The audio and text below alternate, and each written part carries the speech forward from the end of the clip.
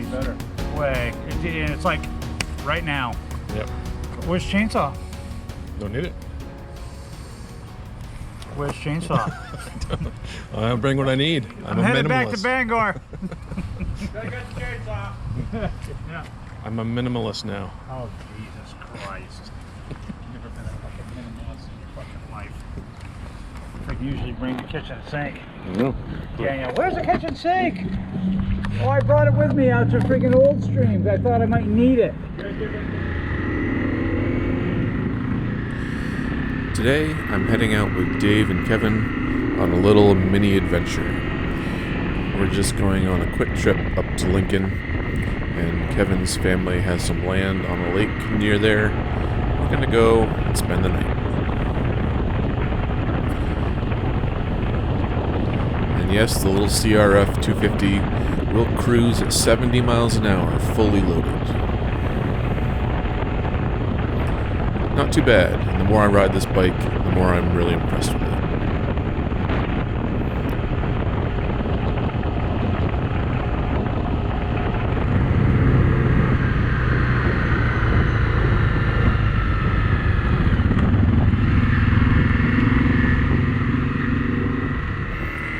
As we get into Lincoln, it's getting a little late in the day, and so we're just going to stop for some food at Steaks and Stuff, and then head out for about another 20-minute ride to where we're going to stay.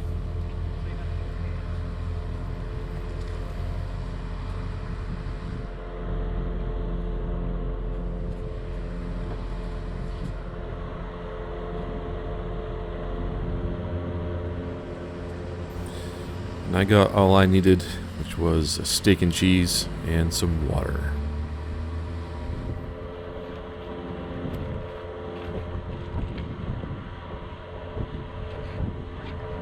When they hit Lincoln days. What's up? Thank you. Oh, I thought are we doing something different?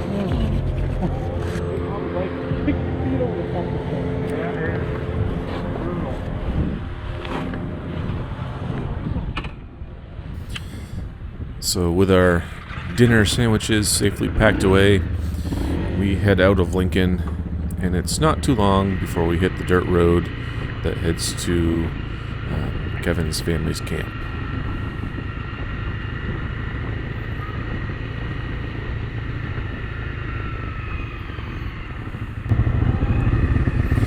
There's a really nice camp here, but we're not interested in that. We're going to tent out tonight, so we head down this little path down to the water.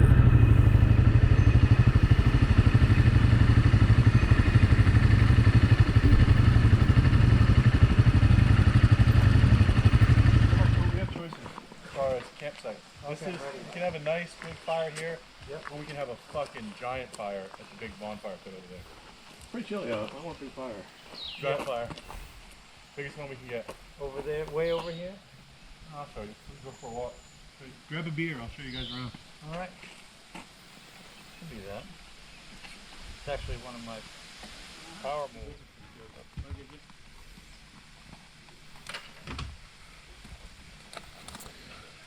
I'm getting ready to set up my new sleep system, which is a brand new hammock. This will be the first night that I've actually spent the night in it. As I'm doing that, Dave and Kevin are checking out one of the little outbuildings that are on the property. And as they're coming out, they get a little bit of a surprise. What the fuck? What the hell is that? Whoa. Hornets. What? Hornets. What's it? Yeah. Yeah, they're in the camp. You angered them. Sure enough, right on the awning there, the bees had made a nest, Still happening? and they were not happy. And after Dave got stung in the hand, he wasn't too happy either. He decides he's not going to sleep anywhere near that thing, so he drags his tent all the way up the path to the little grassy area. And I too decide to rethink my location right next to the building. So I find a new spot, and I'm going to set up this new hammock.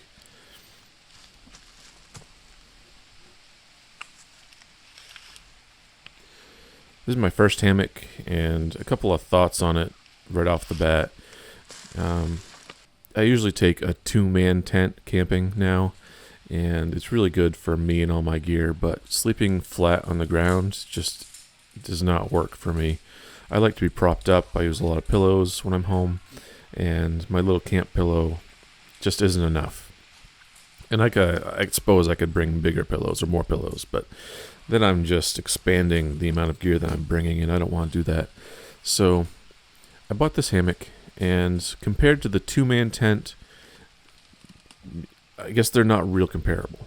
This is more comparable to a 1-man tent, which you have used and still have. And so in comparing it to that, am I saving any space on the bike? Not really, because you've got the hammock, you've got the straps, and you've got the rain tarp, and all that takes up about the same amount of space as my 1-man tent. And they're about the same weight, so I'm not really saving anything on weight either. But what I am getting, I think, is comfort. I think this thing is going to be way more comfortable to sleep in.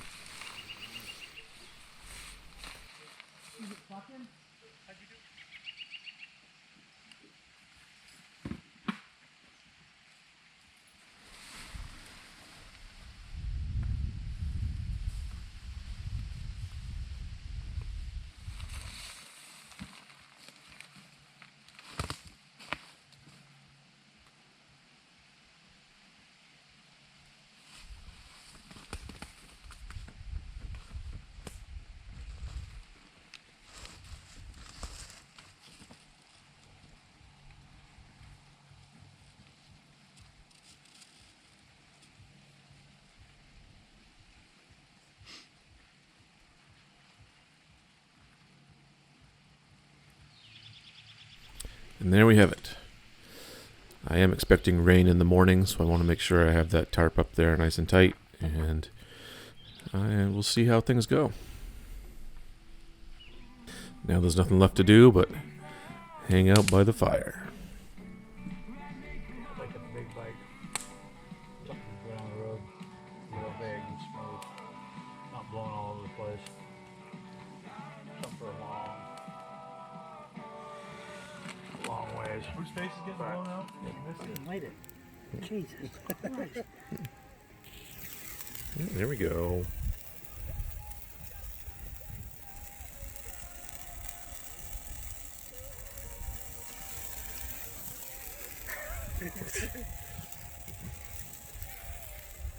Seems like they burn way longer when you just put them individually than when you burn them all at once. They do. And someone was having an epic fireworks display. We could hear it. We couldn't see it, but Dave decides to put on his own light show.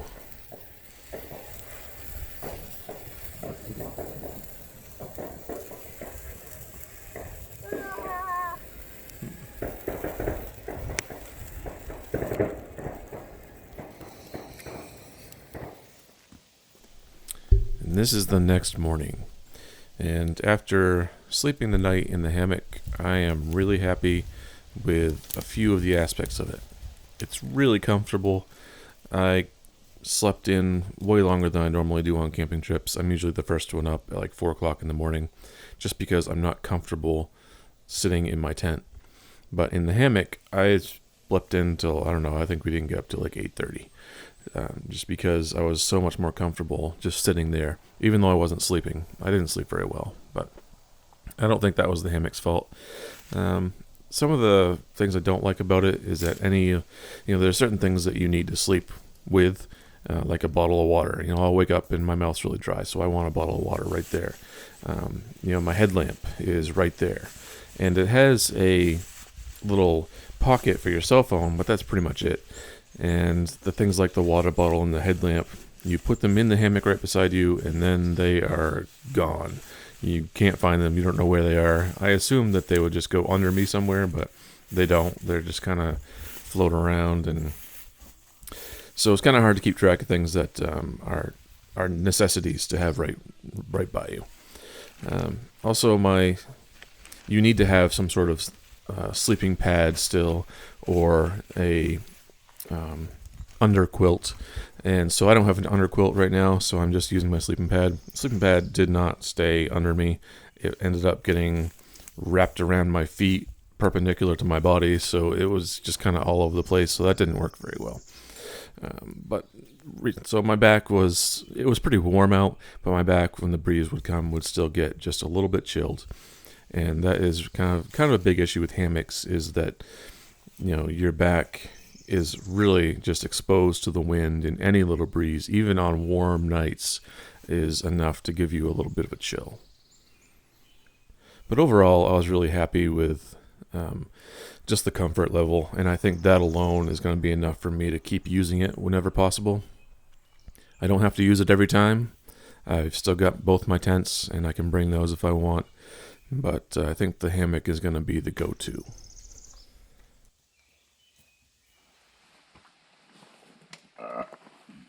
Broke it.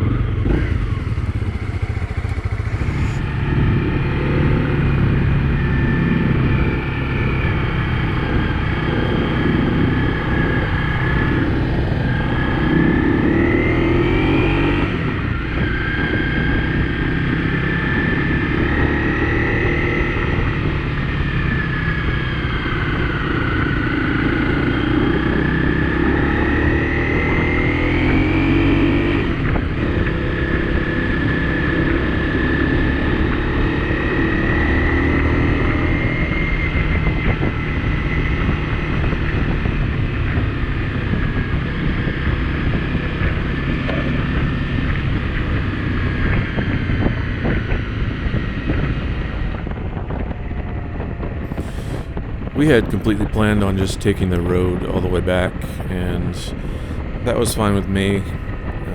But it's one of the reasons I like riding with Dave, because he's always looking at that map, always trying to find new areas, and he spent the whole morning looking on his phone at maps and different roads, and he found one that he wanted to try this morning.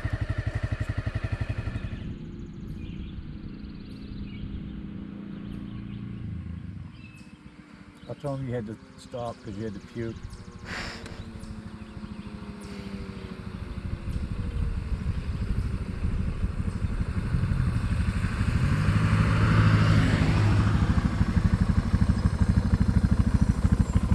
Where the fuck are we going now? Straight that way? Tannery Road? Pussy. Oh, look at that. Pussy sighting. If you take this road, Yep. there's a dam down here. I'd like to check it out. Maybe for fishing later. But this tannery loop turns into like something else, and then it turns into something hawk. I can't remember.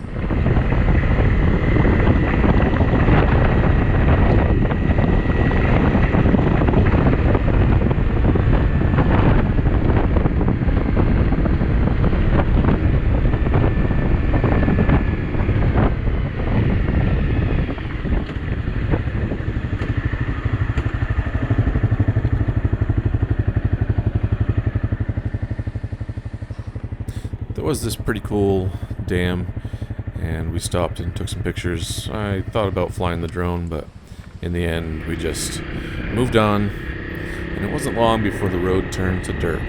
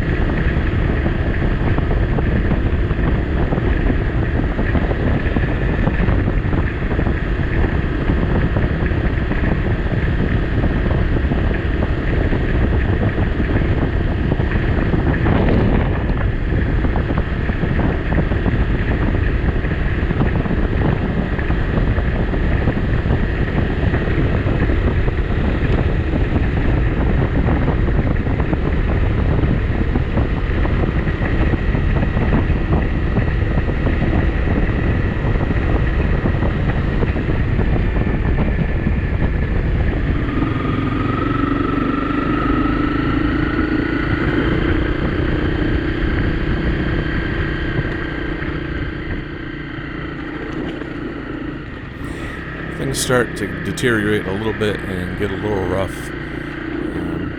There's some rocky sections. This is an uphill section. You can't really tell on the video, but it's actually pretty steep. And you get the loose rocks and the gravel and the washouts and the ruts. And it's kind of a different kind of riding than what we had been doing previously, and wasn't really prepared for it, but it wasn't too bad, so we made it up this section without too much trouble.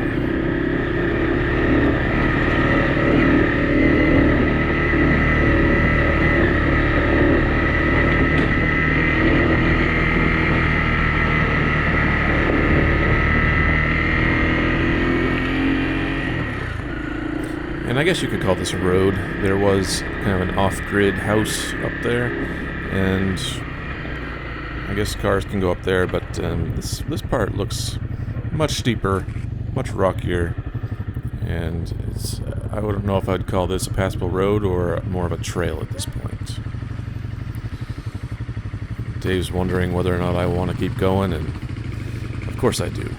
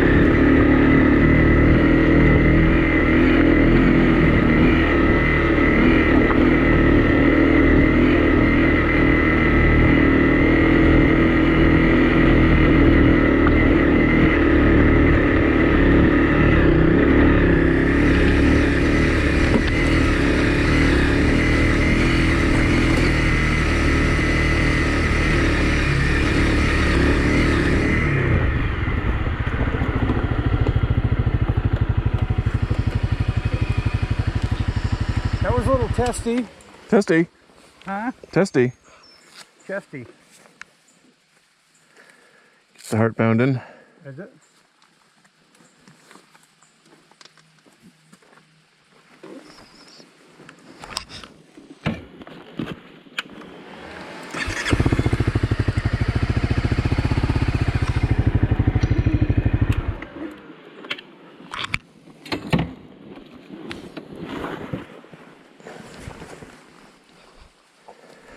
So at this point, we don't see Kevin, we don't hear Kevin. I assume that something's happened. Hopefully nothing serious. So this is a road, huh? Yeah, it actually gets really nice supposedly up here. That's what it looks like on the map. This is the only part that you can't see on the map. Nobody wants you to see it. And Kevin did have a bit of a run-in with a stick in the trail that knocked him off his bike, and he had to pick it up and start on a hill, which is not fun.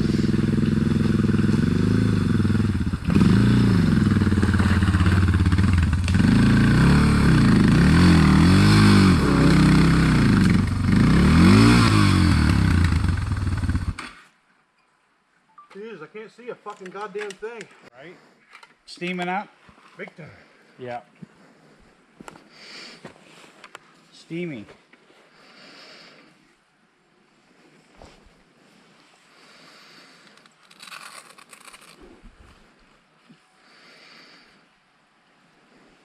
Almost there. I know.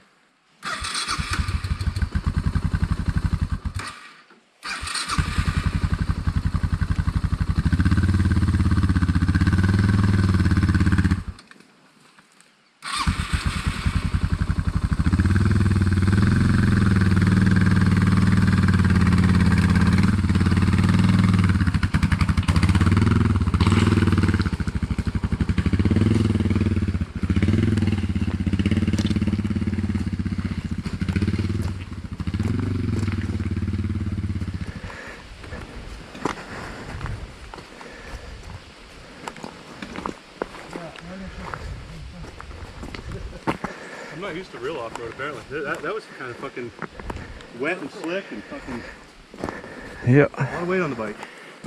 Yeah. I know I'm making excuses. To get better.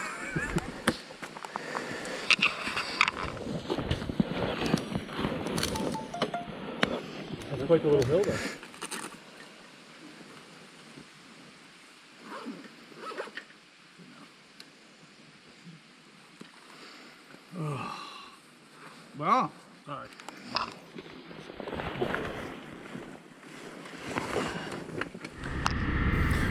So that little section, and even in parts this upcoming section, really reminds me of, kind of my bike choice, my gear choice, my tire choice. These are all things that I think a lot of people stress about, and a lot of people kind of get it wrong. If you listen to the manufacturers of motorcycles and even especially tires, they kind of go hand in hand. And they'll lead you to believe that you should buy a motorcycle or a tire that is geared towards the most common riding that you're going to be doing. And I think that's wrong. At least it is for me. I think it's wrong because if I'm honest about the amount of on-road riding I do, I would definitely be more geared towards like a 50/50 tire or even a bigger motorcycle. Because I do camping trips with a lot of gear and put on mostly road miles. On one of the last camping trips that I did over 300 miles. Probably 20 of it was off-road, and probably a mile of it was actually rough terrain. But my setup, the way I like it, I want my motorcycle and my tires and my gear to be prepared for the very worst that a trail is going to offer me. I want it to be able to get through anything with as little effort as possible. So my bike is small, it's light, my gear is getting lighter every trip. I take less and take lighter stuff, and my tires, I will always choose the knobbiest tire that I can put on, because I want as much traction as possible in the roughest terrain that I come across, even if it's only for a mile, even if it's only for 10 minutes, because I don't want to have to struggle to get up hill climbs or to get through mud bogs or to climb over roots and ruts. I want to be comfortable doing that, and I will sacrifice on-road stability, I will sacrifice highway speed, I'll sacrifice cornering ability and comfort on road, as much as I need to in order to have fun off-road, because that's why I have a dual sport bike.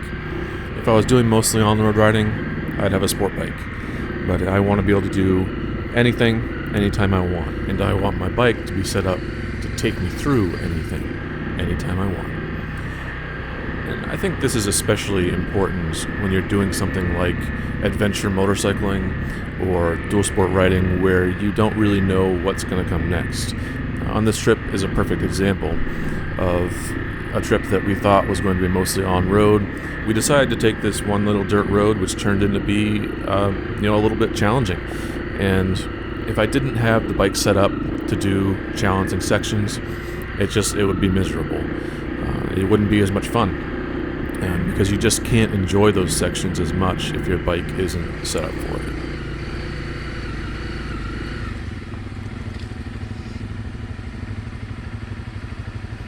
We were taking this trail pretty slow, just kind of taking it easy, and came up against this another little steep section with loose rocks. So I let the guys get ahead a little bit so I can carry a little bit more speed and momentum up the hill.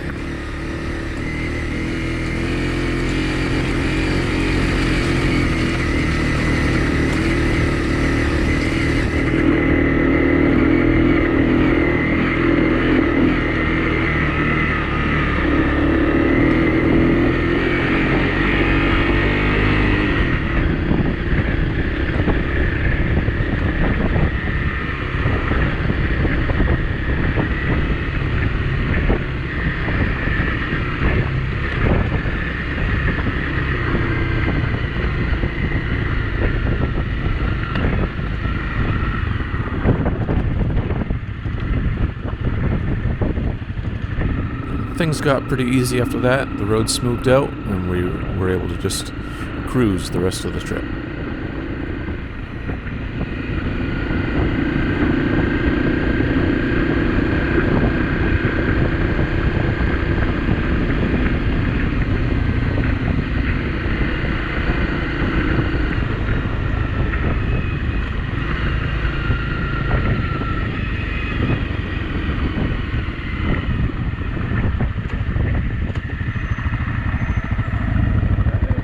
About fucking 50 times better.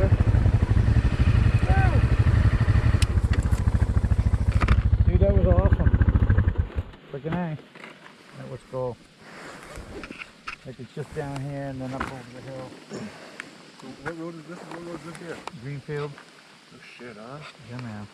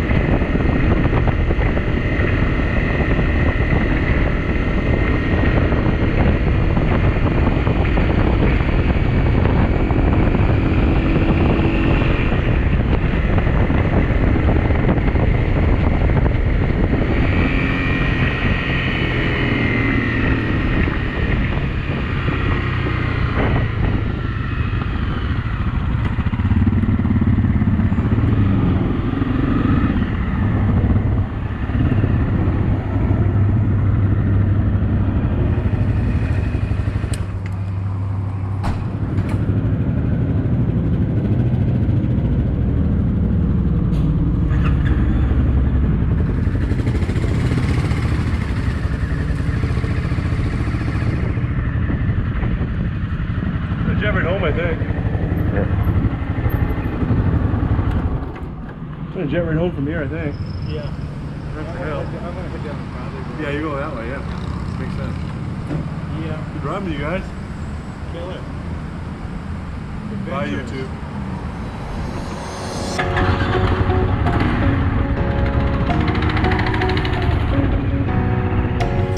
From there, after a quick fuel up, we're ready to head back, go our separate ways, and all made it home safe and sound. That's just about it for this video. Thank you very much for watching, and I'll see you next time.